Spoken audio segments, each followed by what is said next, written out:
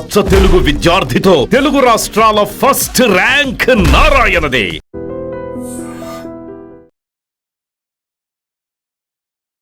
నమస్కారం, welcome to I dream. ధర్మ మార్గం విత్ విజిత కార్యక్రమానికి స్వాగతం.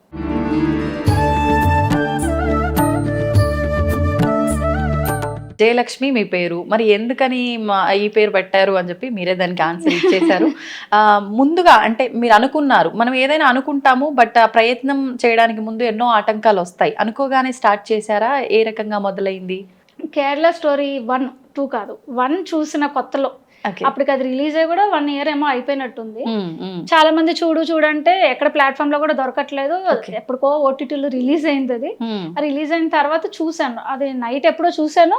ఇక నైట్ నాకు అసలు నిద్ర పడితే ఒట్టు, తెల్లవారులు ఐఎమ్ ఎందుకు ఇలా అయిపోయింది. అరే అమ్మాయి వాళ్ళ ఇంట్లో వాళ్ళ అమ్మ కృష్ణుడి గురించి పూజ చేస్తుంది, but she don't know. Other Sharma character తీసుకుంటే వాళ్ళు ప్యూర్ చక్కగా బ్రాహ్మిన్స్ ఎవరు అయి ఉంటారు, వాళ్ళు చక్కగా వాళ్ళకి దేవుడి గురించి అన్ని తెలుసు. మదర్ కి ఫాదర్ కి ఇద్దరికి తెలుసు, కానీ ఆదర్ శర్మకి ఎందుకు చెప్పలేకపోయారు, ఎందుకు ఆ నాలెడ్జ్ ఇవ్వలేకపోయారు? మనం కూడా ఏమైపోతున్నాం అంటే, ఒకప్పుడు మీరు నేను అమ్మకి నాన్నకు కొద్దో గొప్పని భయపడేవాళ్ళు. పూర్తిగా మన పేరెంట్స్ వాళ్ళ పేరెంట్స్ కి భయపడినంత భయపడకపోయినా ఓ మీడియం రేంజ్ లో అయినా అరే లేదురా, కొన్ని చిలిపి చేసినా కొన్ని భయపడుతుంటాం. మనం ఎగ్గొట్టి సినిమాలకు వెళ్ళిన ఉంటే, తెలియకుండా ఐస్ క్రీమ్ తిన్న ఉంటే, అమ్మ దాచిపెట్టిన దాన్ని స్టూల్ ఎక్కి ఎదుటి ఇవన్నీ మనం చేసాం. ఇవి ఎంతవరకు దీనివల్ల మనకేం స్పిరిచువల్ డ్యామేజ్ ఏం లేదు. అవి చేష్టలు చేయకపోతే మనం పిల్లలు అనిపించుకో. కానీ ఇప్పుడు జనరేషన్ ఏంటంటే అసలు వాళ్ళు అన్ని వినడం మానేశారు. వీళ్ళకేం తెలీదు, they are just nonsense, they are just trash. ఎందుకంటే స్కూల్కి వెళ్ళినాక అక్కడ ఉండే పిల్లలు ఆ చుట్టూతో ఉన్న పిల్లల నుంచి నేర్చుకుంటున్నారు. మన టైము లేదా కలియుగం ప్రభావం హిందూ సంబంధించిన పిల్లలు ఎవరికి కూడా ఇంట్లో మదర్ అండ్ ఫాదరే వాళ్ళే రోజు దేవుడికి దండం పెట్టరు, వాళ్ళే రోజు ఇంట్లో దీపారాధన చేయరు. కనీసం ఒక పండగ ఫెస్టివల్ అన్నా కూడా ఆ ఒక్క రోజుకి దులుపుతారనమాట ఆ చీరలు కట్టుకునేదానికి. ఆ ఒక్క రోజు గుడి అనే కాన్సెప్ట్ గుర్తొస్తుంది. పోనీ గుడికి వెళ్తున్నా అది ఫార్మాలిటీ, అది పక్కింటోళ్ళు వెళ్ళారు, ఎదురింటోళ్ళు వెళ్ళారు, లేదా ఇన్స్టాగ్రామ్ లో సెల్ఫీలు పెట్టుకోవాలి, దీనికోసమే తప్ప భక్తితో వెళ్ళే వాళ్ళు చాలా తక్కువ మంది అండి. వెళ్ళాలని వెళ్ళే వాళ్ళు ఉన్నారే తప్ప మనం ఎందుకు వెళ్ళాలని ఆలోచించి వెళ్ళే వాళ్ళు తక్కువ మంది, చూపించుకోవడానికి. సో నువ్వే వెళ్ళకపోతే నిన్ను చూసి నీ ఇంట్లో చిన్నప్పటి నుంచి పెరుగుతున్న పాపో బావో వాళ్ళకేం అర్థమవుతుంది? వాళ్ళకి తెలియదు. వాళ్ళు నువ్వు చేసే పని పైన వాళ్ళకి నమ్మకం కుదరదు. నీకెందుకు నమ్మకం ఉందంటే మీ అమ్మా నాన్నలు చేశారు కాబట్టి నీకు నమ్మకం ఉంది. మరి నీ పిల్లలకి ఎక్కడి నుంచి వస్తుంది నమ్మకం? రాదే కదా. ఆ నమ్మకం లేకనే ఇప్పుడు జనాలకి, ఇప్పుడు పిల్లలకి ఏంటంటే అవన్నీ ట్రాష్. అందుకే ఈ మధ్య మనకి సెక్యులర్ వాళ్ళు ఎక్కువైపోయారు, ఏథియిస్టులు ఎక్కువైపోవడానికి కారణం కూడా అదే. మన అదృష్టం అంటే హిందూస్ లోనే కనిపిస్తారు వీళ్ళందరూ, మిగతా రిలీజియన్స్ లో అస్సలు కనిపించరు. ఎందుకంటే అండి వాళ్ళ దగ్గర నుంచి నేర్చుకోవాల్సిన మంచి విషయం ఒకటి ఉందండి. చిన్నప్పటి నుంచే వాళ్ళకి నచ్చకపోతే తిట్టి కొట్టైనా కూడా వాళ్ళ మతానికి సంబంధించిన గ్రంథాలను పిల్లలకి చిన్నప్పటి నుంచే నేర్పిస్తారు. అవును, సెపరేట్ క్లాసులు ఉంటాయి. వాళ్ళు they are very strict in that particular thing. మనకేంటంటే మన శాస్త్రం ఫ్రీడమ్ ఇచ్చింది రే, నువ్వేమి బలవంతం పెట్టడం, నీకు ఆలోచన పుట్టి రావాలనేది మనోళ్ళది. అంటే ఇక్కడి నుంచి కలగాలి నీకు, వాళ్ళకి నీకు ఆలోచన బండగా అంతే, నువ్వు ముందు చదువు అంతే. అలా ఏమైంది, వాళ్ళు చదవడం వల్ల వాళ్ళకి తెలియకుండానే దానిపైన ఇన్వాల్వ్ అయిపోతున్నారు. One find they are having more trust on it. మన పిల్లలకి అది లోకమైపోయింది. ఇప్పుడు నేను ఇందాక అన్నట్టు ఆ స్కూల్లో మన పిల్లలతో పాటు ఈ పిల్లలు కూడా ఉన్నారు. So they are the one who are influencing our kids. So కృష్ణుడు రాముడు అని నువ్వు ఎందుకు నమ్మట్లేదంటే ఆ సినిమాలో ఆదర్శ శర్మ లెక్కనే they are lack of the knowledge. So ఇది భగవంతుడు నా ద్వారా ఎంతో కొంతమందినైనా మార్చే ప్రయత్నానికి ఈ వారధి ఆస్క్ మీ పేజ్ ద్వారా అలాంటి క్వశ్చన్స్ నేను అడుగుతున్నాను, అలాంటి క్వశ్చన్స్కి నేను ఆన్సర్స్ ఇస్తున్నాను. So 99% with logic and with శాస్త్రం ప్రమాణంగా పెట్టే చెప్తున్నాను.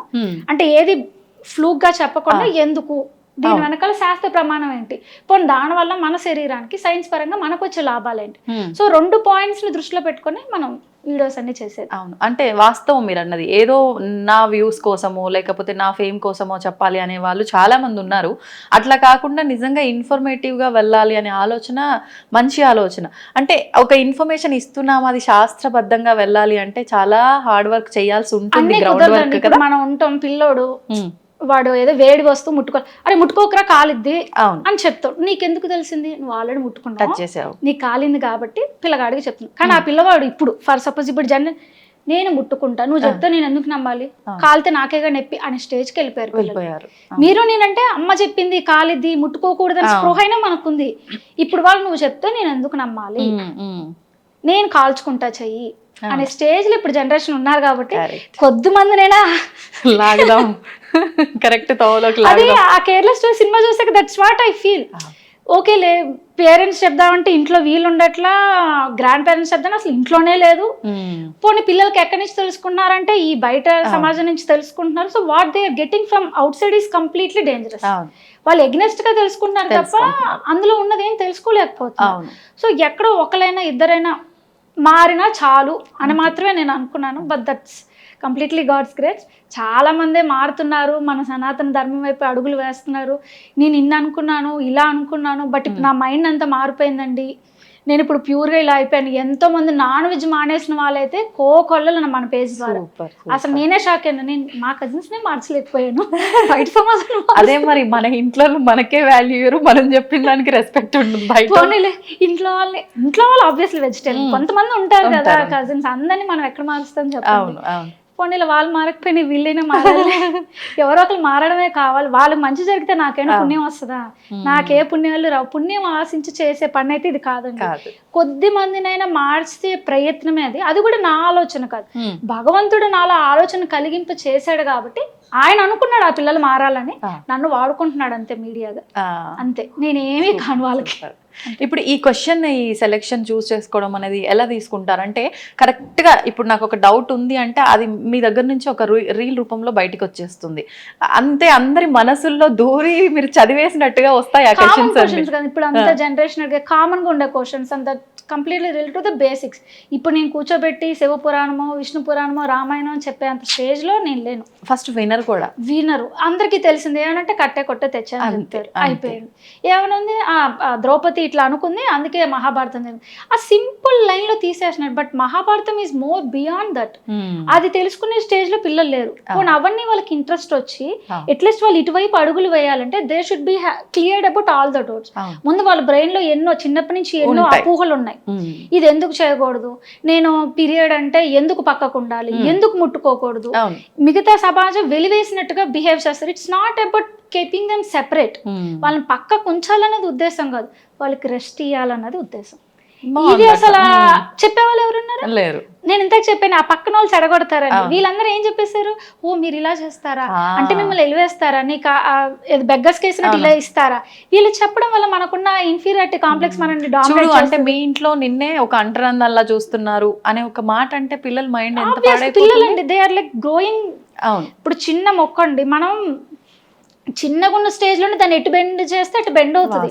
ఒక స్టేజ్కి వచ్చినాక చెట్టుని ఎరగడమే తప్ప ఇంకా అదేం పనిచేయదు. సో ఫ్రెండ్స్ అంతా ఎక్కడ ఉంటున్నారు, ఈ స్టేజ్ లో ఉంటున్నారు. సో వాళ్ళు ఏది చెప్పినా వీళ్ళు అది నమ్ముతున్నారు, మనన్నే శత్రువులుగా చూస్తున్నారు.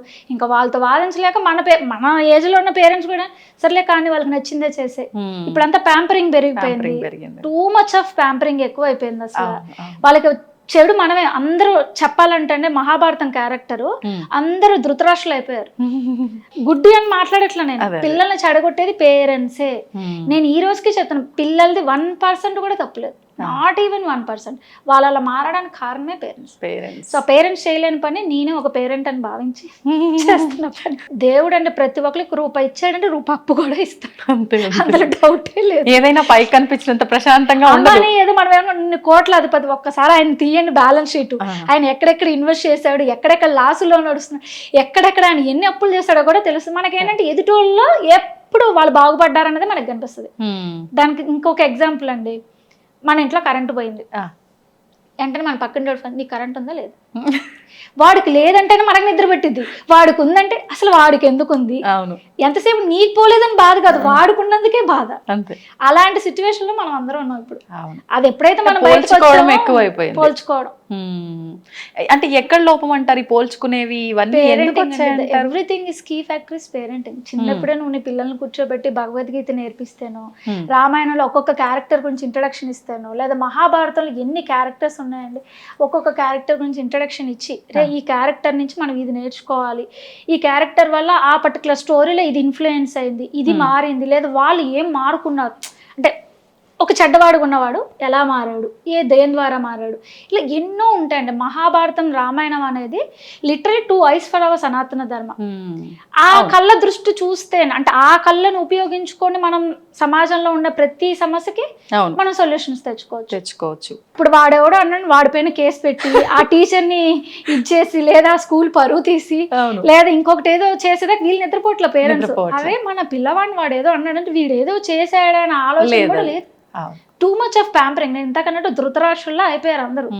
గుడ్డి వాళ్ళలాగా పిల్లలు ఏది చేసినా చేస్తారు. చివరికి ఎవరు నష్టపోయారు? ధృతరాష్ట్రుడు నష్టపోయారు కదా. అట్లానే రేపు ఇప్పుడు అందుకే కదండి వేరే రిలీజన్స్ కి వెళ్ళిపోవడం కానీ, లేదా మన రిలీజన్ నమ్మకపోవడం కానీ, పొద్దున్న లేగిస్తే అసలు ఏమీ తెలియకుండా ఇంట్లో ఒక పూజ పునస్కారాలు ఏమీ లేకుండా అధర్మం వైపు వెళ్ళిపోయి అక్కడ లేని రోగాలు తెచ్చుకుంటున్నారు. And for more videos, please subscribe to iDream channel. Subscribe to iDream Media. Please subscribe to iDream. Please subscribe to iDream. Please subscribe iDream. And please subscribe to iDream.